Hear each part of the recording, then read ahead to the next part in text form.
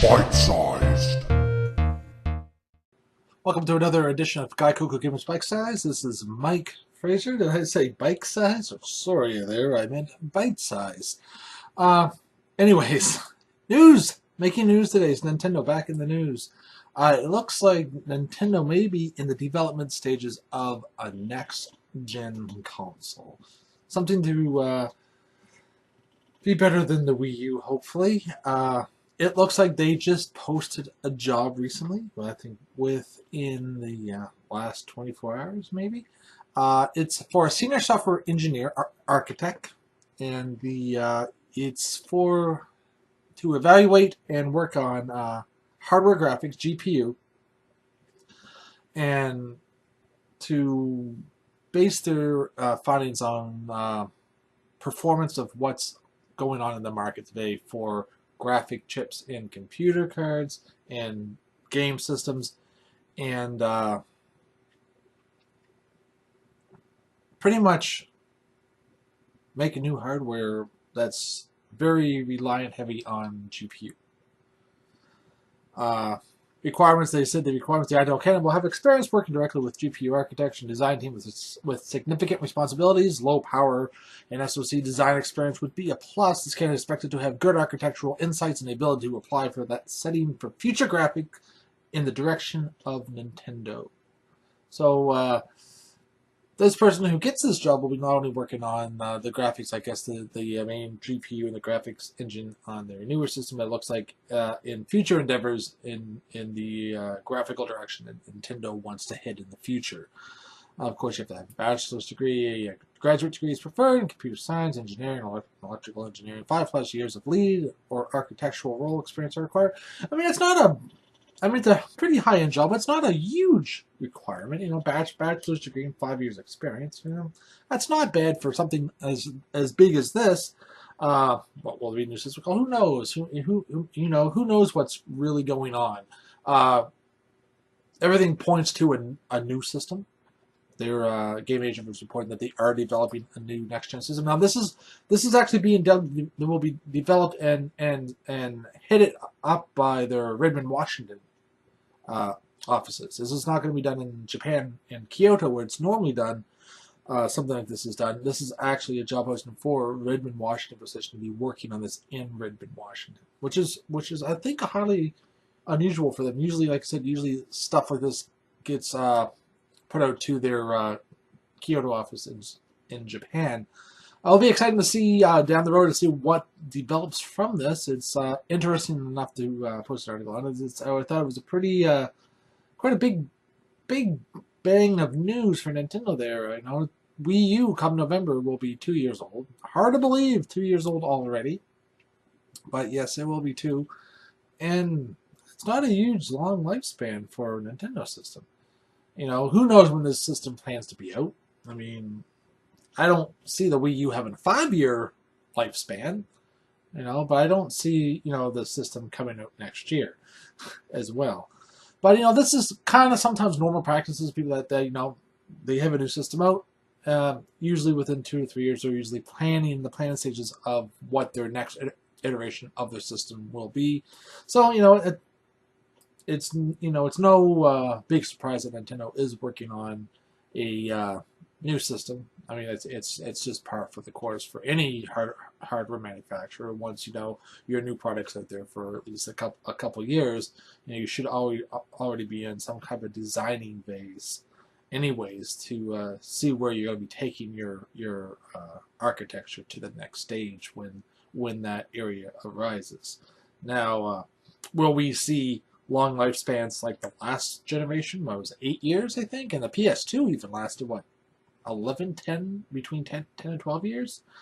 Because it was still going strong when the PS3 was ending its life cycle. And, so we didn't get a new PlayStation system when the PS3 was for, 9 years. So, the PS3 and Xbox 360 really had a good long lifespan. And a normal lifespan, I believe, for, a game system is usually, 5 years? So, those two systems really did well. Will the PS4 and Xbox One have a long lifespan? Who knows? Xbox One's doing great with their monthly updates. Microsoft always seems to be making their system bigger and bigger and better, and they're always evolving their system. PlayStation 4 really hasn't evolved. It's still the same style interface with the string of icons. I know people think that, there's a lot of people that love the PS4 interface and a lot of people that hate the Xbox One interface and vice versa. Me, I prefer the Xbox One interface myself. I like the look of it. I find it very useful. I just don't find the PS4 interface very useful at all. It's the string of icons. The older games can push at the back, so if I haven't played a game in a while, chances are I'll have to be scrolling through icons. We should be able to make folders, customize menus and such. Now, their big update coming up for PlayStation is the 2.0 update. That's going to have customization themes, backgrounds, just like the Xbox One. I'm in the Xbox One preview program, and right now, November, I've got the November update, which gives me customized background colors for my Xbox One, customized pictures, which you can pull from your achievement pictures, which is another cool thing to unlock. By the way, unlock achievements for is they get the achievement art to use as your backdrop on your Xbox One. And also, when the full update comes out, you'll be able to use any background image you want from your media stick or hard drive through the media player. Anyways, back on to Nintendo. What does this all mean? This means that they are working on a new hardware. And that's about, all we have. We see that there's a position for an engineer to work on a system that's going to be heavily reliant on GPU. And that's their focal point. Nintendo seems they want their focal point for the next system to focus mainly on the GPU. And this is why they're bringing in this person.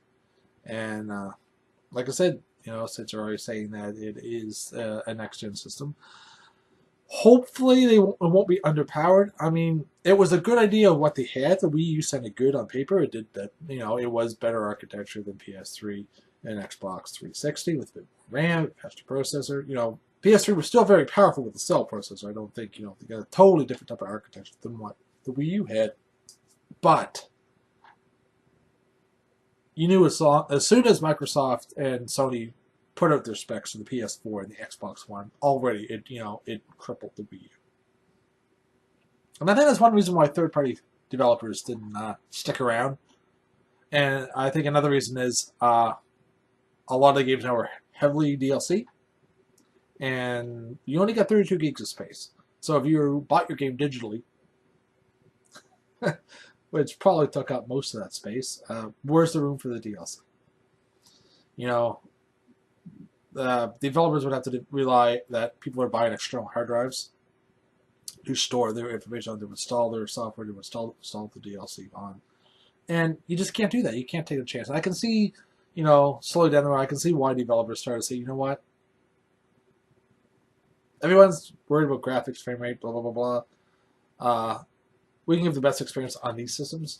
We really can't give the experience that gamers will want on the Wii U. Because if you had a Wii U and one of the next-gen systems, why would you buy the third-party game on the Wii U? I mean, it didn't make sense. So, I mean, but again, most people buy Nintendo systems for their exclusives. And but they're far and few between this time. So, Nintendo, was on that slippery slope once third parties started pulling away, and it's a slippery slope that once you're on it, you really can't come back from. Especially when your system is underpowered compared to the new boys in town. And I think this is what they're trying to focus on. But the only problem is, will they be that 2 steps behind, type mentality? Will they make something that is as powerful as the Xbox One and PS4, but by the time it releases, Xbox One, Microsoft and Sony will have a newer system out that will be more powerful than theirs, than the new Nintendo system?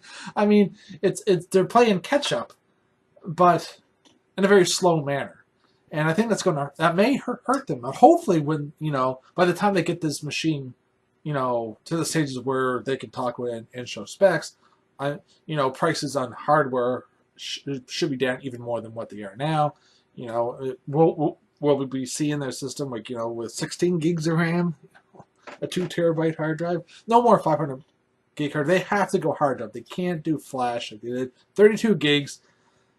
I just couldn't believe it. They had the 8 gig one, and when you did the update, by the time everything was partitioned and the update was in, you hit pretty much nothing left of that 8 gig space. You couldn't even download the game. So I'm hoping they go to a hard drive, to a Blu-ray system. This is what I expect. I expect Blu-ray. I mean, they have Blu-ray in the Wii U, but it can't play movies. But I'm sure there's probably a software hack that could eventually come down, because it's just a matter of usually, if it's Blu-ray media and Blu-ray drive, it's a matter of manipulating the lasers or read movies. If it's just because that's the way it was with DVD drives. To read data, I think you had to widen the laser, and that can be done through emulation to tell the hardware, say, make the laser this certain way to read this type of data. And I'm sure that with software manipulation, I'm sure the Wii U probably could play movies. Not saying it could, I'm just saying probably. But to keep it up, they have to have Ethernet as well as Wi-Fi. There's no Ethernet port on the Wii U. I found that out. I totally forgot about that when I wired my network down in my living room for my game systems. I forgot that Wii U didn't have an Ethernet port. Anyways, they need an Ethernet port as well as Wi-Fi. They need Blu-ray support. Because if people say, well, everyone's got a Blu-ray player, blah, blah, blah, blah, every system does that. Well, maybe someone doesn't have a Blu-ray player. Maybe someone doesn't have one of the newer systems that can play Blu-rays. Maybe this new system will be the only game system they'll own, and they want to use that as their Blu-ray player. Or they're off to college. They don't want to chug around 2 or 3 different systems just so they can watch movies and play games. It's not going to cost that much more to have a Blu-ray player that plays movies as well as games. So, what else do they need? They need to get rid of the gamepad. It's a hindrance, and a lot of third-party developers, when they were stopping development on games, they were like, we have nothing new to bring to this version of the game. We don't know what to do with the gamepad. So if we can't bring a new version, a new unique version to it, we're not going to make a rehash version. So we're out. You just got to get rid of it. Just make a simple system. Keep it simple. And I think that's hopefully what they do. Make it powerful. And but they're also kind of behind the 8 ball, because we don't know what Microsoft and Sony are planning. And they think they may have, well, this is going to do it. This will be amazing. But who's going to be the first one down the road to release their specs? Nintendo's hardly ever talks specs. They hardly ever put anything out in the public of what's inside their system. And that can be a downside. When we saw that with the Wii U, people were skeptical of what it actually could do. There was so much stuff floating around at one time of what was inside the Wii U. And when it came to, and even when it got out that what was inside, people didn't believe it. Oh, it can't be that underpowered now. They said they could do this and this. So I'm hoping they focus well on graphical aids. I know I hate saying that because I'm not a graphics whore, but for some reason this generation is all about 1080p, 60 frames a second. It's all about the resolution and the frame rate. So you better have that there, or gamers are going to crap all over your system for that. We already seen the wars going on between the PS4 and the Xbox One. With that, we don't want to see it again with the new Nintendo system. Another thing they need is their IPs. They got to bring their big IPs. They got to bring their Star Foxes, their F-Zeros, their Metroids, their Smash Bros, their Pokemon, their Animal Crossings, stuff that people want. Bring the games that people want, and people will come to your system. I think that's one reason that no one's going to the Wii U. People are harping and crying for certain games, and Nintendo's is not really listening. They're bringing other games, or a form. Here's a new Zelda game, but it's not a Zelda game. It's a Dynasty Warriors game skinned as Zelda. That's $70. I've seen a lot of people stream it. It's I played the demo. It's not bad. It's not great. It's not $70 worth game, but but Nintendo needs to bring their big IPs. They have to hit the ground running. Have the system ship with an actual full 3D Mario game. Give the fans what, bring it back to where, the quality of games you were making back in your 8-bit and 16-bit era. I mean, there was a plethora of games. Don't make it to where, every crap franchise gets some kind of game thrown out there. But, I mean, keep it to your big, strong franchises that will sell well. And you've got a lot of them. So, this is my word to you, Nintendo. Bring it. Make this system powerful. Make the price point good. I mean, $3.99 seems to be a good price point. And if you're going to sell it for $3.99, make sure it's worth $3.99. And one thing I like to see go away, and hopefully it will, is delay of games. If the game you're working on for like 6 years, and then you say it's going to be released November 24th, and then November 10th rolls over, delaying it a year because it's not ready. Well, you worked on it for that long. You should have known by then it's not ready or not. Don't give stop giving release dates. Don't give a release date unless you are for sure that the game's ready and the game's worthwhile to be put in the state it's in. That's all I have to say. That it's great to see that Nintendo's already in the planning stages. It's kind of sad to see that the Wii U's life cycle right now is going to be a very short one. I think I said back when we were Bowser's Block, I think I said somewhere that I believe that it would probably have a 3-year life cycle. And we're going on the 2nd year, and they're already in development of a new system. So we'll see. We'll see when there's more news arises with this. We'll definitely keep you guys updated. This is Mike. Don't forget to like, follow, and subscribe, and comment. We'd like to hear from you guys, so don't forget to comment below in the video what you think Nintendo's system will be like. Ciao. Bytesized.